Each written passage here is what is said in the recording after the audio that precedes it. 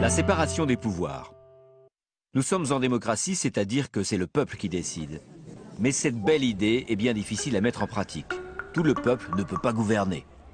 Les premiers qui ont réfléchi à cette question, ce sont les Grecs dans l'Antiquité. Ils avaient imaginé déjà que le peuple, enfin le peuple moins les femmes, les esclaves et les étrangers, déciderait directement ou par le biais de représentants élus. Beaucoup plus tard, au XVIIe et XVIIIe siècle, avant la démocratie moderne, des philosophes comme Locke en Angleterre ou Montesquieu en France ont réfléchi à la façon dont devait fonctionner une démocratie.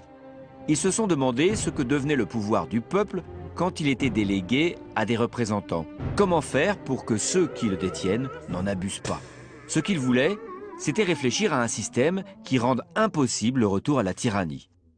Pour cela, ils ont décomposé le pouvoir. Il n'y aurait plus un pouvoir, mais trois.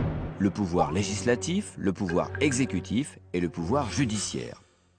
Le pouvoir législatif est exercé par une assemblée qui élabore et vote les lois. Il légifère. Le pouvoir exécutif exécute les lois et les fait appliquer. Ce pouvoir est exercé le plus souvent par une équipe, un gouvernement et son chef. Le troisième pouvoir est le pouvoir judiciaire, chargé de trancher les litiges entre les citoyens sur la base des lois votées par le pouvoir législatif. Composé de juges, il doit aussi interpréter la loi et contrôler son application. L'ensemble de ces trois pouvoirs compose la puissance publique. Ils sont complémentaires mais doivent être le plus séparés possible de façon à ce qu'aucun des trois ne puisse être en situation d'abuser de son pouvoir. Mais c'est impossible de les séparer complètement. Par exemple, le président de la République nomme certains juges qui ont eux-mêmes à décider de la légalité des élections. En gros, les trois pouvoirs se surveillent mutuellement. Chacun est le contre-pouvoir de l'autre. Mais d'autres pouvoirs existent hors des institutions.